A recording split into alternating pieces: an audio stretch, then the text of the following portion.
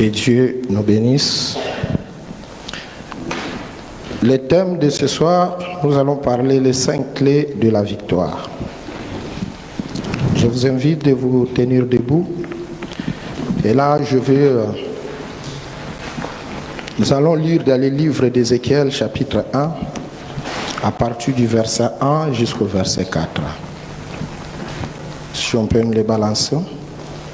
Et nous lisons ensemble. La 30e année, le 5e jour des 4 mois, comme j'étais parmi les captifs du fleuve de Kébar, le ciel s'ouvrit et j'eus des visions divines. Le 5e jour du mois, c'était la 5e année de la captivité du roi Joachim. La parole de l'Éternel fut adressée à Ézéchiel, fils de Bouzi, le sacrificateur dans le pays des Chaldéens, près du fleuve du Kédar.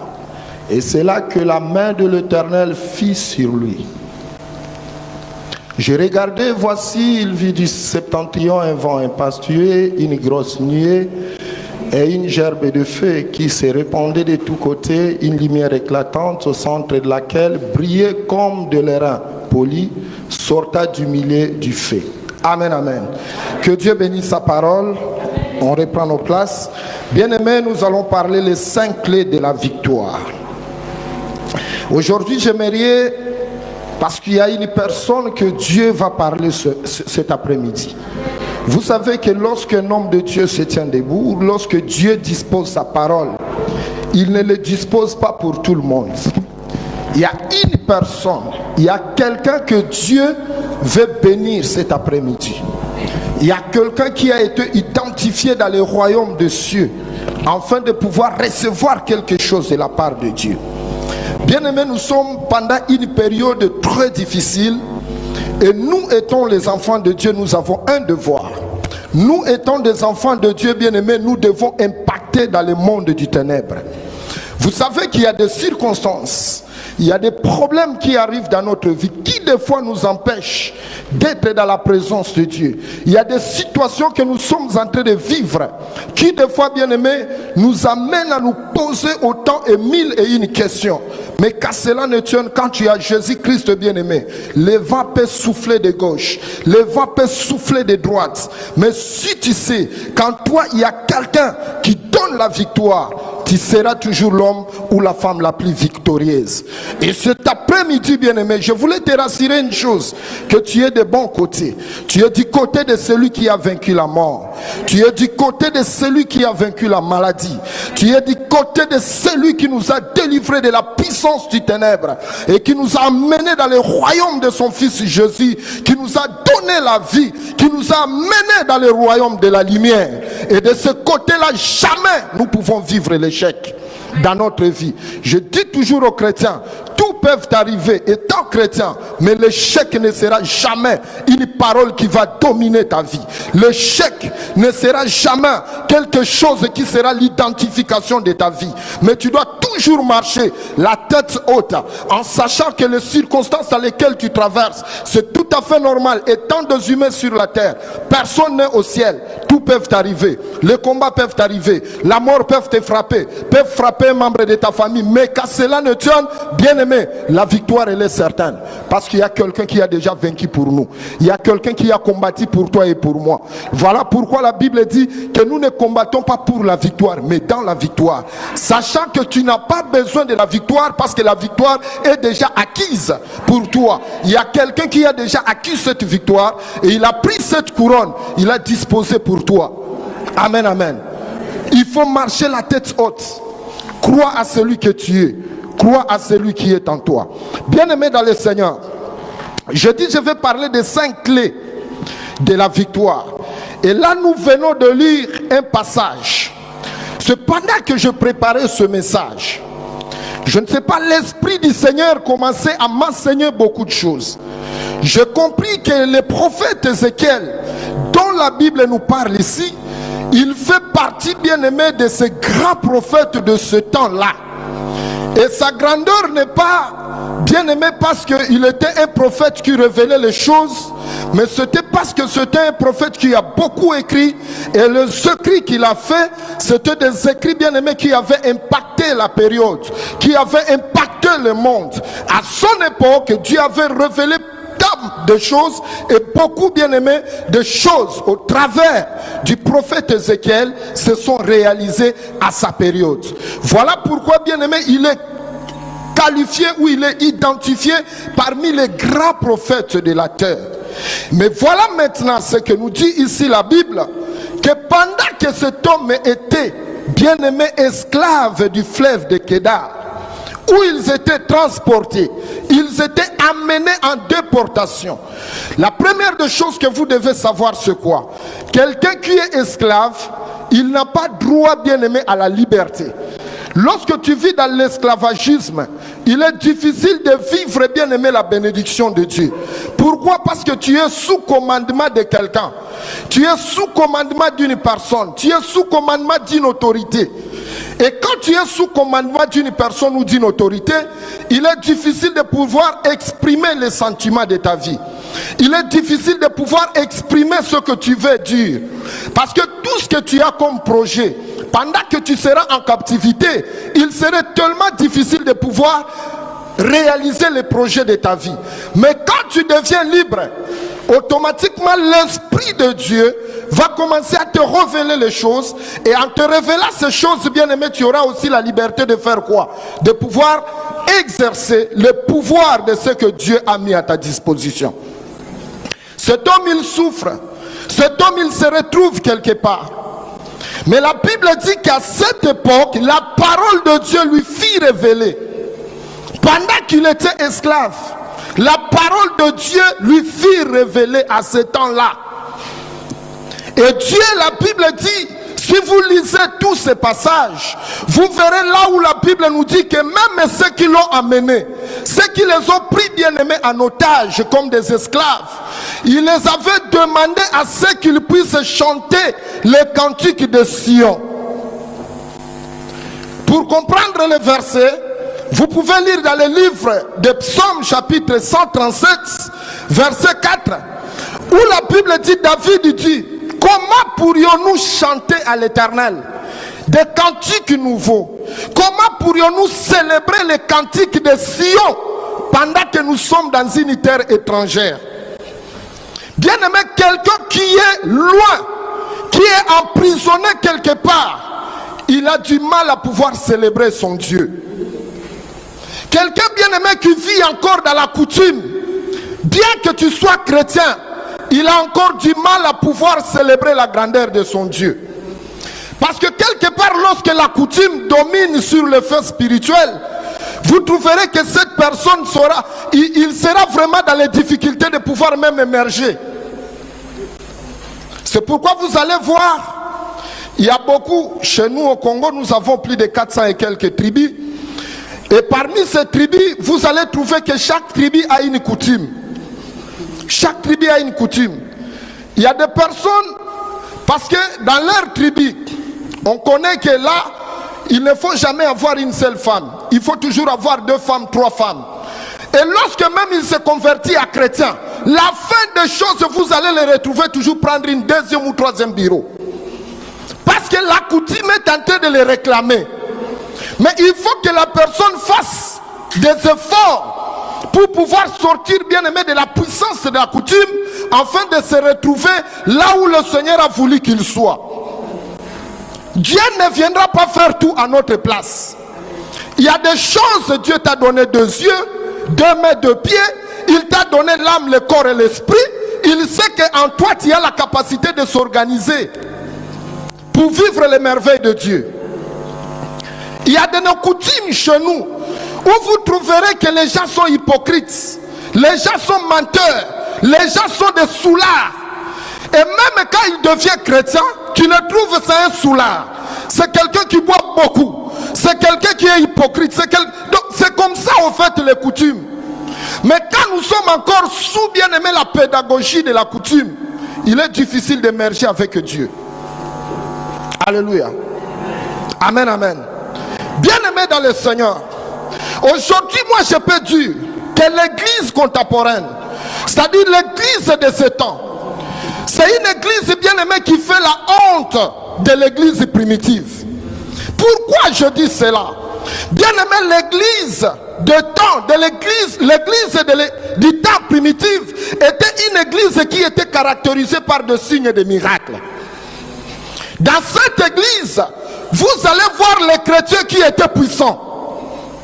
Les chrétiens qui avaient la capacité, bien aimé, de dominer sur tout ce qui était devant eux.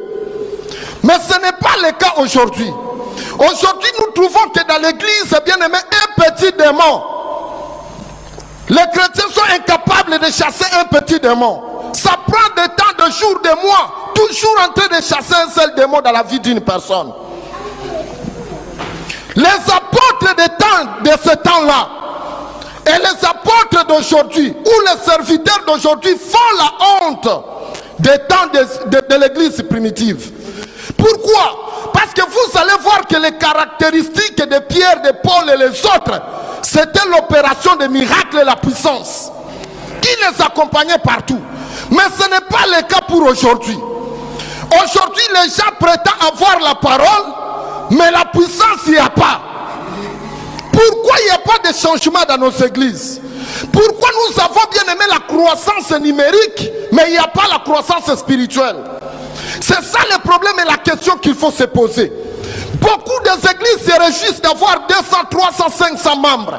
Mais ils ne se réjouissent pas de la qualité spirituelle qui se trouve dans cette église-là. C'est le plus grand danger. Le plus grand danger aujourd'hui, c'est parce que nos chrétiens, les enfants de Dieu, ne connaissent pas leur vraie identité. Ne connaissent pas leur vraie identité. Et je vais automatiquement passer à la première clé qui est, je vais intituler cette clé la religion. Alléluia. La religion. Ce qui tue aujourd'hui beaucoup des églises, c'est la religion. Ce qui tue beaucoup de chrétiens, c'est être religieux. Ce n'est pas mauvais, bien-aimé, d'avoir la religion. Mais il faut faire très attention d'être religieux. Parce que vous allez remarquer que Christ, chaque fois qu'il était avec les pharisiens qui avaient plus la religion, il les appelait toujours des hypocrites. Vous savez pourquoi? Parce que pour eux, ils pensaient avoir la connaissance. Ils pensaient connaître Dieu plus que même lui-même, Jésus-Christ, qui était le Dieu sur la terre. Et c'est ça ce qui caractérise, qui détruit la vie de plusieurs chrétiens. Beaucoup de chrétiens aujourd'hui sont religieux. Ils ont Dieu, mais ils n'expérimentent pas la puissance de ce Dieu-là. Or, dans la religion, tu dois avoir Dieu et expérimenter sa puissance. Il ne suffit pas seulement d'avoir Dieu, de parler que je suis chrétien, de parler que je suis sœur ou frère en Christ. Quand cela ne tienne, il faut que les gens voient en toi le fruit de ce que tu déclares. Mais lorsqu'il n'y a pas le fruit, pourquoi tu dois te déclarer que tu es chrétien? 3 ans dans l'église, 5 ans dans l'église. Il y a déjà ici 7 ans dans l'église, il n'a jamais fait la Bible de Genèse jusqu'à l'Apocalypse. Jamais. Il lit toujours les versets qui fortifient leur faiblesse. Oh, car Dieu a tant aimé le monde, il a donné son fils unique. Qui ne sait pas que Dieu avait aimé le monde, il a donné son fils unique? Il n'y a que des versets qui fortifient leur faiblesse, qu'ils connaissent. Mais c'est difficile de voir un chrétien sortir le matin, aller au boulot, revenir le soir, prendre, je ne sais pas, quelque chose à manger et commencer à lire la Bible. C'est difficile. Dans la religion, être religieux, vous voyez les gens venir à l'église tous les jours, mais toujours avec leurs défauts. Ils vivent toujours dans leur péché. Ils vivent toujours dans leur mal. Mais quand ils viennent à l'église, ils se croient être des religieux. Ils se croient être vêtus, bien aimés, de la robe blanche. Cependant, leur cœur est détruit. Le problème, ce n'est pas la parure extérieure. Le problème, c'est la parure intérieure. Il y a des gens qui jugent les autres, Mais quand vous regardez leur propre vie, n'est pas conforme à ce qu'ils sont en train de présenter comme l'image. Beaucoup sont chrétiens, sont humbles quand ils sont à l'église. Mais lorsqu'ils sont dehors, il n'y a pas la simplicité. Ils ne sont pas humbles. C'est dehors qu'on connaît la qualité, on connaît l'identité des vrais chrétiens. Ce n'est pas l'église. Ici, si vous essayez un peu de regarder derrière toi, devant toi, tu trouveras que tout le monde présente, bien aimé, les figures, une figure bien aimée d'une sainte ou d'un saint. Alors tu vas te poser la question que si l'ange de Dieu descendait ici, ou si c'est l'enlèvement, c'est tout le monde qui sera enlevé. Or c'est non. Ça c'est l'église. Le caractère du dehors. C'est ça ce qui justifie, bien aimé, votre qualité, votre nature, la vraie nature en toi. Ça se fera connaître au travers de ce que tu es en train de présenter dehors et ici dans l'église. Lui, il se retrouve loin. Ézéchiel se retrouve trop loin. Loin de Sion, loin de Jérusalem. Mais on l'exige d'adorer, de louer son Dieu. Mais il dit, comment je vais adorer mon Dieu pendant que je suis encore esclave? Comment je vais élever le nom du Seigneur pendant que je suis encore en esclavagisme?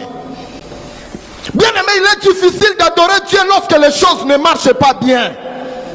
Il est difficile, bien aimé, lorsque tu vis dans les péchés. Il y a des gens, quand ils vivent dans les péchés, tu n'arrives même pas à avoir 10 mots pour prier. Beaucoup sont ici à l'église, quand vous les donnez même de prier ici. C'est un scandale spirituel, scandale géologique, scandale je ne sais pas comment. Donc vous lui dites, priez pendant 5 minutes pour tel. Vous allez écouter la prière d'un chrétien. Pose-lui la question. Combien de temps avez-vous déjà fait à l'église? 5 ans, 10 ans, autant d'années. Il vient tous les jours, elle vient tous les jours à l'église. Mais la prière pour 3 minutes, 2 minutes, ah là là là là là là là.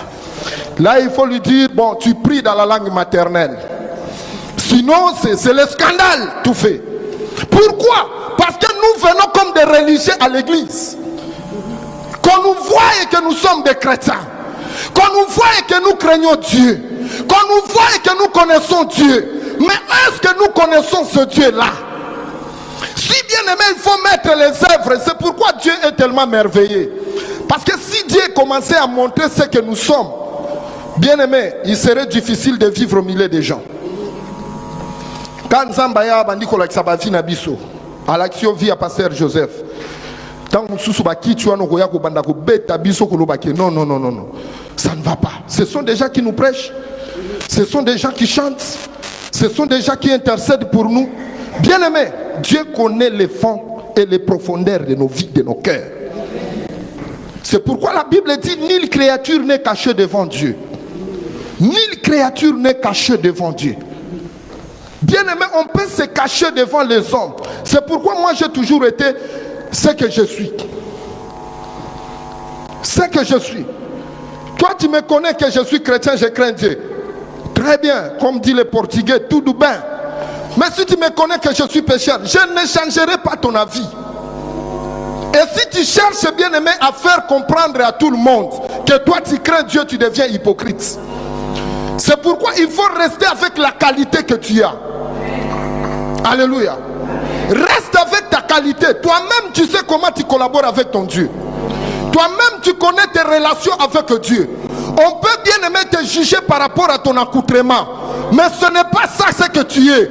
Bien aimé, porter l'habit ne justifie pas la qualité que tu as à l'intérieur. Tout le monde le sait. On voit bien aimer le gospel partout. Les chantres chrétiens américains, je ne sais pas, de milliers anglophones, porter je ne sais pas de quoi, de vis d'oreilles et tout. Mais cela ne fait pas des païens. Ça, c'est la parure extérieure. Ce que Dieu a besoin, ce n'est pas ce que nous sommes aujourd'hui, ce qu'on met, ce qu'on essaie un peu de se décorer. Non, Dieu a besoin de ton intérieur. Amen. Voilà pourquoi Ézéchiel, Dieu l'avait déjà jugé. Il a trouvé qu'en lui, malgré qu'il était loin, il avait son esprit en lui. Et il est venu pour lui annoncer, pour lui parler, pour lui montrer les choses qui doivent arriver. Bien-aimé, si tu veux devenir grand, cessez d'être religieux. La religion nous tue aujourd'hui. Nous serons surpris de voir les catholiques au ciel. Nous serons surpris en train de souffrir avec l'antichrist ici sur la terre. Pourquoi? Parce que la religion qui tue, c'est aujourd'hui nous les évangéliques. C'est ça qui détruit. L'amour ne règne plus parmi les évangéliques, mais l'amour règne à l'autre côté. Or, le plus grand commandement que Christ nous a laissé, aimez-vous les uns les autres.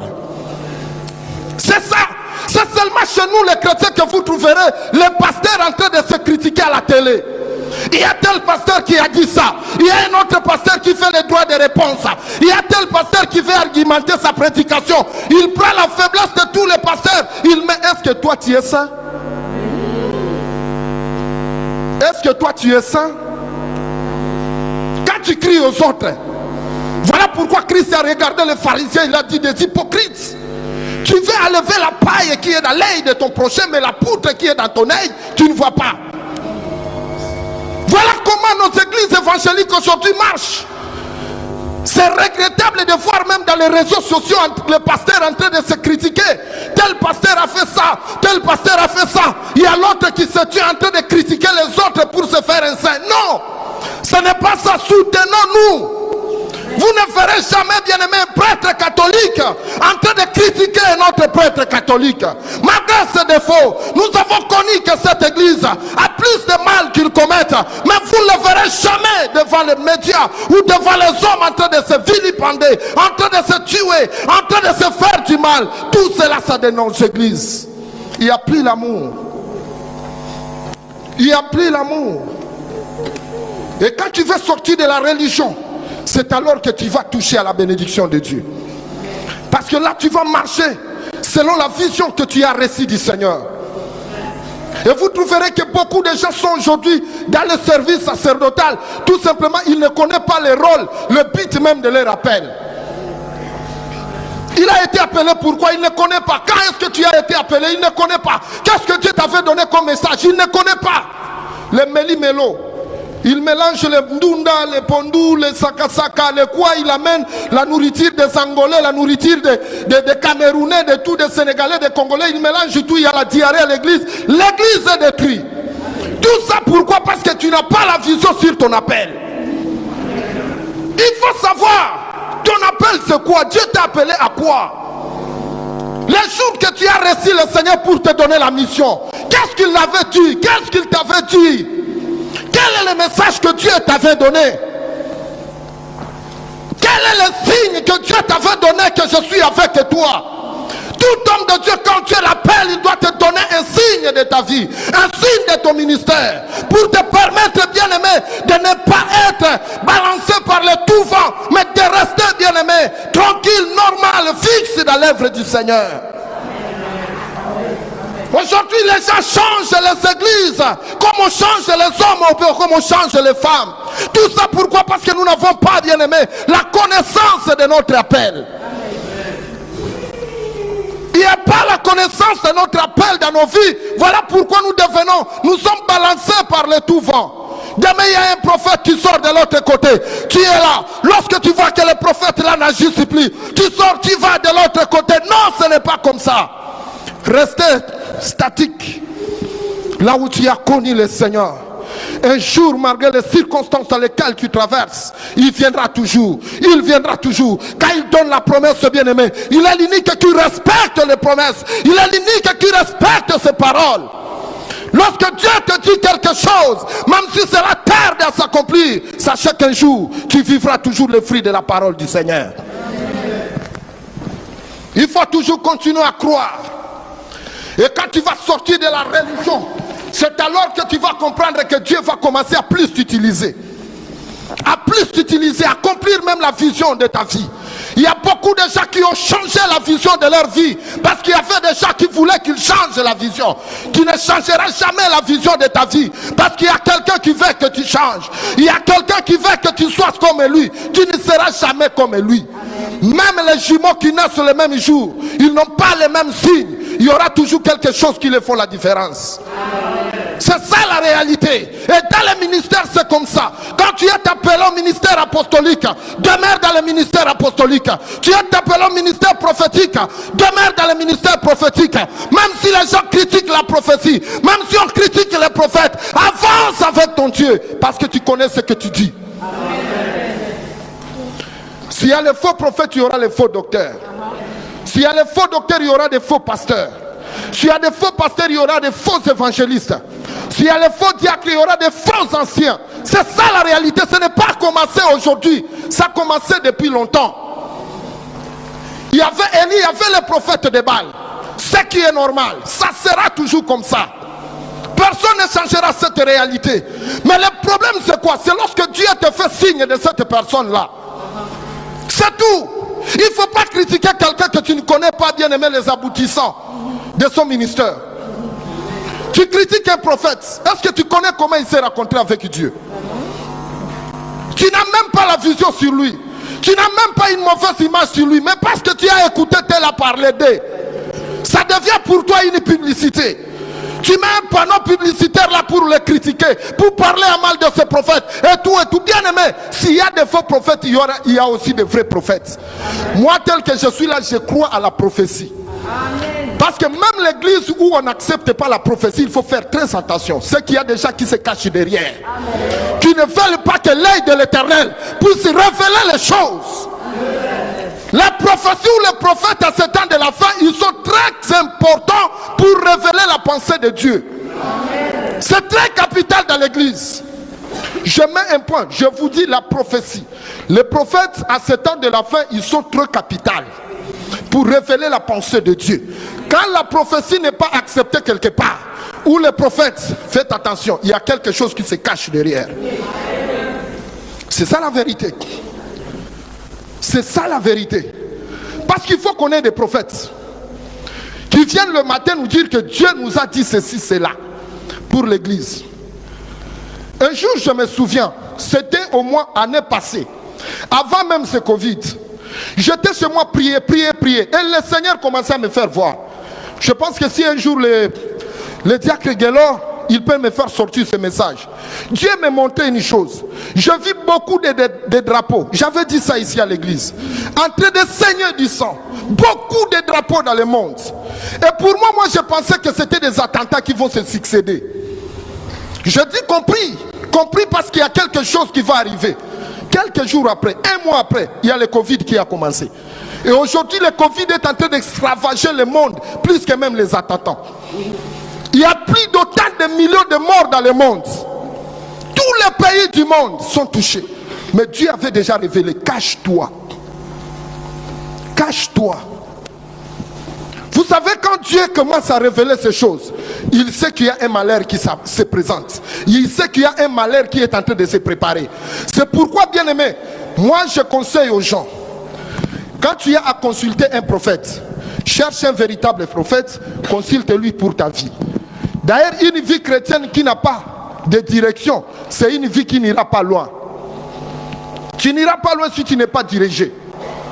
Tu n'iras pas loin si tu n'es pas dirigé. Ah oui, c'est ça. Tu peux lire la Bible, tu peux avoir la parole, lire la Bible et tout. Cela ne te fait pas un homme ou une femme puissante. C'est une grosse erreur. C'est une grosse erreur, bien aimée, que beaucoup de gens font sur la terre, qui croient que non, parce que moi je prie, les choses se finissent par là. Non. Vous savez qu'il y a des choses que dans la vie tu n'arrives pas à faire. Non pas parce que tu as péché ou tu as fait quelque chose, mais parce que l'état n'est pas encore arrivé pour que ces choses puissent se réaliser dans ta vie. Bien aimé, pendant le parcours de Jésus, il est né pendant que le Saint-Esprit avait déjà parlé et dit de lui. Jésus est né. Depuis première année jusqu'à 30e année, il n'avait jamais accompli aucun miracle. S'il y a un miracle que Jésus avait accompli de sa naissance jusqu'à 30 ans, Personne ne peut me le prouver dans la Bible. Il n'avait accompli aucun miracle, mais cependant lui il était Dieu sur la terre. Il n'avait rien accompli, mais il a fallu que lui il cherche autre réalité, autre dimension. Il a pris une décision d'aller se faire baptiser par Jean-Baptiste. Alléluia. Il a pris la décision d'aller se faire baptiser par Jean-Baptiste. Et le jour qu'il est allé se faire baptiser, la Bible dit le ciel s'est fait quoi? C'était ouvert. Vous allez comprendre les choses de l'esprit pour grandir. Ne comprenez pas les choses de l'esprit pour rester toujours des simples citoyens spirituels. Alléluia. Deuxième bien-aimé clé, c'est l'ouverture des cieux. Toujours dans le même passage. Ici, le prophète Ézéchiel nous dit ceci. Comme j'étais parmi les déportés près du fleuve du Kédar, le ciel s'ouvrit. Ici, la Bible n'a pas dit le ciel. Le ciel, mais la Bible dit le ciel. Donc beaucoup de ciels, tous les trois ciels se sont ouverts. Bien-aimé dans le Seigneur, écoutez, je vais te dire une chose. Tu pries, mais ton ciel n'est pas ouvert. Ton ciel est fermé. Voilà pourquoi que tout ce que tu es en train de demander dans la vie, rien ne change. Rien n'arrive parce que le ciel est fermé. Il te faut une prière pour déclencher le ciel, pour ouvrir le ciel, afin que le premier, deuxième et le troisième ciel s'ouvrent et que la gloire de Dieu descende sur toi. Tu seras localisé par ton mariage, localisé par ta finance, localisé par ta bénédiction. Le jour que tu arriveras à ouvrir le ciel, pas le ciel, pas le ciel mais le ciel. Le jour que tu vas ouvrir tous les trois ciels, c'est le jour que tu vivras la grandeur de ce que tu es en train de chercher. Mais tant que tu n'as pas encore arrivé à cette dimension-là, il y a des gens qui gênent mais ils ne savent pas pourquoi ils sont en train de gêner. Il y a des gens qui se sacrifient mais ils ne savent pas les rôles de leur sacrifice. Tu quittes aujourd'hui, tu as fait 10 jours, 7 jours de retraite et après ça tu restes la même personne. Non, quelque chose doit se changer dans ta vie. Quand quelqu'un monte à la montagne, de sa descente, la Bible dit que chaque fois quand Moïse montait à la montagne, quand il descendait, sa figure rayonnait. Il y avait la gloire qui l'accompagnait. Mais comment toi tu pries? Comment toi tu fais des chaînes et tout, mais les choses ne marchent pas. Bien aimé, la bénédiction, nous devons la vivre. C'est tout à fait normal. La bénédiction ne fait exception de personne. Païens comme chrétiens, tous, courage n'ayons de kosala qui vivre. Et ça réalité, parce qu'aujourd'hui, la plupart, si nous comptons les 20 milliardaires dans le monde, vous ne trouverez jamais un chrétien. S'il faut que vous trouviez des chrétiens là-dedans, vous trouverez les chrétiens catholiques. Et les chrétiens musulmans. Ah bon, pas chrétiens musulmans. Et les musulmans. Mais nous les chrétiens, il n'y a pas. Vous allez me citer quel est le pasteur qui est le plus riche, qui est milliardaire sur la terre? Il n'est pas. Est-ce que tous les milliardaires tels qu'ils sont là, ils ont péché? Non. Il y a les autres qui font quoi? Qui travaillent fort, qui travaillent dur et qui gagnent leur vie. Il y a les chrétiens qui prient beaucoup mais qui n'ont rien. Cela ne veut pas dire que pour toi le ciel est fermé, non.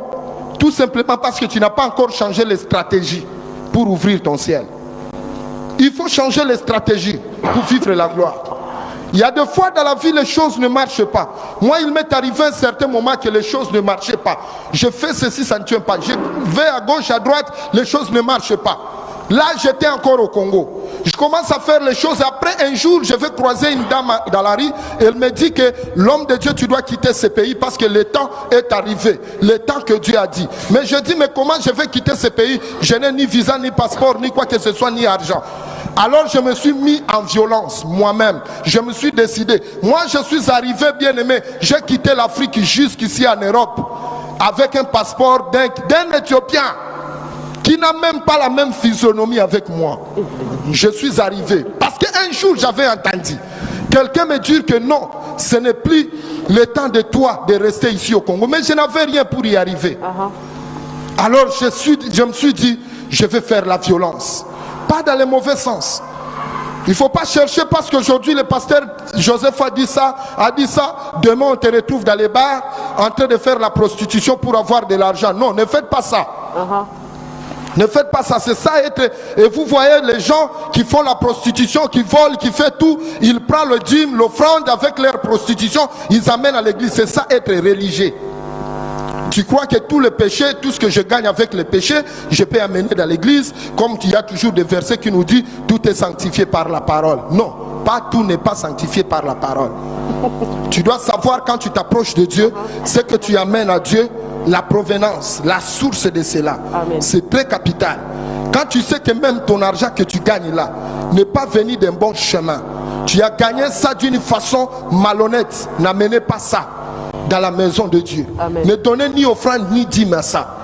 C'est un sacrifice bien-aimé qui n'est pas agréable devant Dieu. Ça c'est la réalité. Beaucoup de gens dans les églises, même nous les pasteurs, il y a des fois on ne prêche pas de telles choses. On laisse les gens vivre dans leur dérèglement. Mais venir à l'église avec les dons, avec les offrandes et tout. Mais quelle est la source de ton offrande? Quelle est la source de votre dîme? Je sais que je travaille dur. Et quand je vais gagner, je vais amener la dîme, mes offrandes à l'église. Mais quand je suis allé voler quelque part un téléphone de quelqu'un, je l'ai vendu à 100 €. Et après je prends 10 €, j'amène la dîme. Ça, c'est se moquer de Dieu. Amen. Alléluia. C'est se moquer de Dieu. Tu dois être à mesure, bien-aimé, d'ouvrir les cieux pour ta vie, de prier Dieu. Comme Ézéchiel, il a prié Dieu. Il a commencé à prier, à changer même la façon, bien-aimé, de prier. Quand les choses ne marchent pas de fois, il faut changer votre dimension de prière. Amen. Change votre dimension de prière. Il faut sortir de là où tu es pour aller de l'autre côté. Yes. Tu sais qu'il y a des moments dans la vie, toi tu crois que là où tu es, c'est ça la meilleure place de ta vie. Or ce n'est pas là où Dieu est en train de te voir. Amen. Il y a d'autres personnes que Dieu ne les voit plus dans la maison de leurs parents. Mais ils sont toujours là parce qu'il s'est dit ici à la richesse. Bien-aimé, Dieu t'a déjà préparé une terre quelque part. Et cette terre, tu dois faire un effort pour la posséder.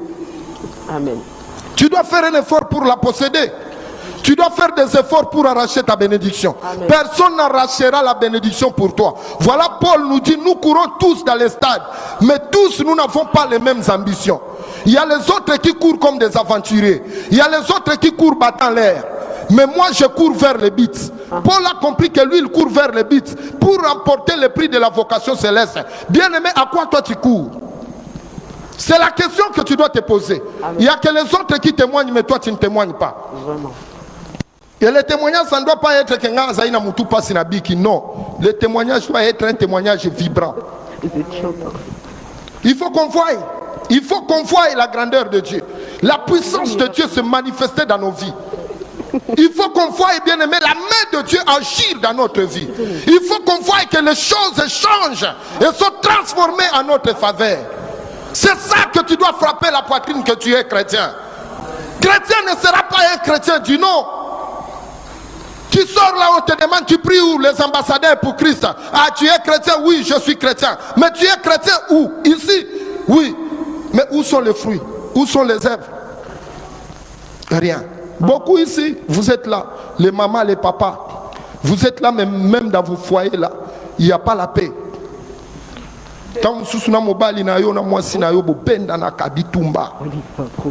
Tu insultes ton mari, tu insultes ta femme, tu insultes ton mari, yo, et tout, et tout, et tout. Mais quand tu viens à l'église, Seigneur, souviens-toi de moi, Jésus, hypocrite. Hypocrite, commencez à ranger d'abord dans ta maison là-bas. Avant de venir chanter ici, souviens-toi de moi, Jésus. Comment il va se souvenir de toi? Quand tu marches dans le désordre, là dans ta maison, tu détruis tout. La Bible dit la femme sage bâtit d'abord sa maison. Tu ne bâtis pas ta maison et tu viens chercher à bâtir la maison à l'église. Il y a beaucoup de personnes que leur témoignage ne fait pas amener les gens dans l'église. Même leurs amis ne viennent pas à l'église. Pourquoi? Parce qu'on connaît la nature de la personne que tu es. Voilà pourquoi même tes amis ne te suivent pas. Ne te suivent pas et ton Dieu bien-aimé ridiculisé. Ridiculisé jusqu'au point final. Tout simplement pourquoi? Parce que tu ne te comportes pas à un chrétien ou à une chrétienne. C'est dommage de voir de telles personnes. C'est dommage. Voilà pourquoi l'église, nous avons bien aimé l'importance de former les chrétiens. La troisième chose, bien aimé, je termine vite. La vision de Dieu. Il faut avoir, bien aimé, la vision sur ton Dieu. Il faut avoir la vision sur ton avenir. Il faut avoir une vision prophétique sur ce que tu seras demain. Lorsque tu ne connais pas la personne que tu seras demain, bien aimé, tu n'arriveras pas à réussir dans ce monde. C'est pourquoi auparavant je vous ai dit, les prophètes, ce sont des gens qui révèlent. Moi personnellement, j'ai un prophète de ma vie. Chaque fois que ça ne marche pas, je l'appelle au téléphone. Consulte ton Dieu, dis-moi ce que Dieu dit pour moi. Ça c'est une réalité parce que je connais les choses de l'esprit. C'est comme ça parce que je ne peux pas marcher seulement. Je suis en train de marcher les combats de l'autre côté, les ceci, cela et tout. Mais je n'ai pas la révélation sur ma vie. Non! Il faut avoir la révélation sur ta vie. Cherche un véritable prophète. Tu te révèles ce que tu seras. Pas le prophète qui t'applaudit tous les jours. Tu sais là où tu étais hier, mais il vient, il commence à te dire, voilà, Dieu a dit ceci, toi tu es sa fille, toi tu es son garçon et tout. Non, pas ces prophètes-là. Les prophètes qui te dit, comme Élie, comme Michée, qui devrait se présenter devant le roi, il lui dit, convertis, répands-toi. Si tu ne te répands pas, tu mourras. Bien que tu es roi. Ce sont des prophètes que nous cherchons à ces temps de la fin. Mais le prophète, il est important dans notre vie. Et il faut avoir une vision pour ton Dieu. Vision que Dieu a sur toi. C'est très capital. Parole de Dieu. Aujourd'hui, bien aimé, il est difficile dans nos églises de voir les chrétiens qui sont mis en parole. C'est difficile. Vous trouverez que les chrétiens sont vraiment des chrétiens superficiels. Ils sont toujours comme ça. Comme je venais de le dire ici, les chrétiens qui connaissent que leur verset qui les fortifie dans leur faiblesse. C'est tout. Car Dieu a tant aimé le monde. Qu'est-ce que tu connais encore? La Bible dit, si nous confessons nos péchés, il est juste et fidèle pour nous les pardonner. Qu'est-ce que tu connais encore? La Bible dit, si mon peuple sur qui est invoqué mon nom. Non. On a besoin de chrétiens qui connaissent la parole à fond. La Bible dit dans Josué 1:8 que la parole, que cette loi ne s'éloigne pas de quoi? De ta bouche. Il faut la méditer. Bien aimé, il faut prendre la parole et la graver sur ton cœur. C'est parmi les clés de la réussite. Car lorsque tu as la parole, même le diable ne saura pas s'approcher de toi. Même le diable ne saura pas. Et la cinquième chose, bien aimé, c'est la main de Dieu. La main de Dieu sur toi. Tu dois avoir la main de Dieu sur toi. Tu dois avoir l'onction de Dieu sur toi. Lorsque la main de Dieu n'est pas sur toi, bien aimé, tout ce que tu feras n'ira nulle part. Nulle part. La main de Dieu doit te diriger. L'onction de Dieu doit être sur toi. Car l'onction de Dieu te permet, bien aimé, de vaincre pendant ce temps difficile. Le temps que le diable est en train de dominer la terre. La main de Dieu ou l'onction de Dieu sur toi fera la différence. Le jour que Christ est sorti des eaux, après son baptême, la Bible dit que quand le ciel s'était ouvert, une voix se fit entendre. Quand Christ est sorti de là, c'est alors qu'il a commencé son ministère. C'est alors que les signes, les prodiges, les miracles ont commencé à faire quoi? À se réaliser. Tout ça pourquoi? Parce que l'onction est descendue sur la personne. Et quand cette onction est venue, a fait la différence à l'époque. Jusqu'à ce qu'on l'a jalousé, à l'amener jusqu'à la mort. Bien aimé, quand tu as Dieu, tu auras plus d'ennemis quand tu as Dieu, tu auras plus d'ennemis que lorsque tu étais encore dans le monde. Amen. Ça, tu dois le savoir. Mais qu'à cela ne tienne, tu n'as pas besoin de plaire à tout le monde.